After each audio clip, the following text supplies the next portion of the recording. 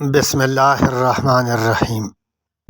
ہدہد نے حضرت سلیمان علیہ السلام کو ملکہ بلقیس کا حال سناتے ہوئے کہا کہ ملکہ بلقیس کا تخت سونے اور چاندی کا بنا ہوا تھا اور بڑے بڑے قیمتی جواہرات سے مرصع تھا۔ بلقیس نے ایک مضبوط گھر بنوایا تھا جس گھر میں دوسرا گھر تھا، پھر اس گھر کے اندر تیسرا گھر تھا اور پھر اس تیسرے گھر کے اندر چوتھا گھر تھا، اور اس طرح پھر اس میں پانچواں اور پانچویں میں چھٹا اور چھٹے میں ساتواں گھر تھا۔ اس ساتویں گھر میں وہ تخت مقفل تھا اور ساتھ ہی غلاف اس تخت کو چڑھا رکھے تھے، اور اس تخت کے 4 عدد پائے تھے، ایک پایا سرخ یاقوت کا، دوسرا زرد یاقوت کا، اور تیسرا سبز زمرد کا، اور چوتھا سفید موتی کا تھا۔ یہ تخت 80 گز لمبا، 40 گز چوڑا اور 30 گز اونچا تھا۔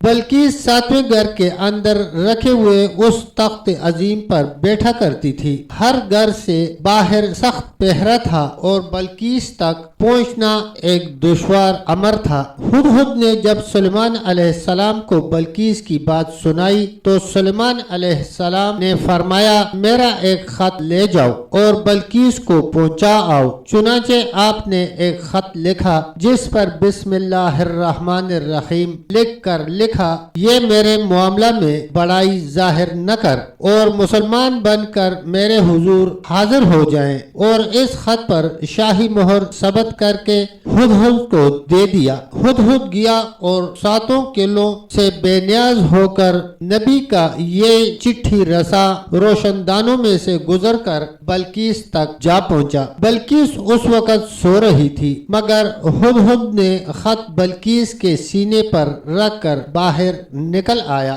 بلقیس جب اٹھی تو یہ خط پا کر گھبرائی اور آیان سلطنت سے مشورہ طلب کیا کہ کیا کیا جائے۔ وہ بولے کہ آپ ڈرتی کیوں ہیں؟ ہم زور والے اور لڑنے میں ماہر ہیں۔ سلیمان اگر لڑنا چاہتا ہے تو لڑے، ہم شکست تسلیم نہیں کرتے، آئندہ جو آپ کی مرضی۔ بلقیس نے کہا کہ جنگ اچھی چیز نہیں ہے۔ بادشاہ جب کسی شہر میں اپنے زور و قوت سے داخل ہوتے ہیں تو اسے تباہ و برباد کر دیتے ہیں۔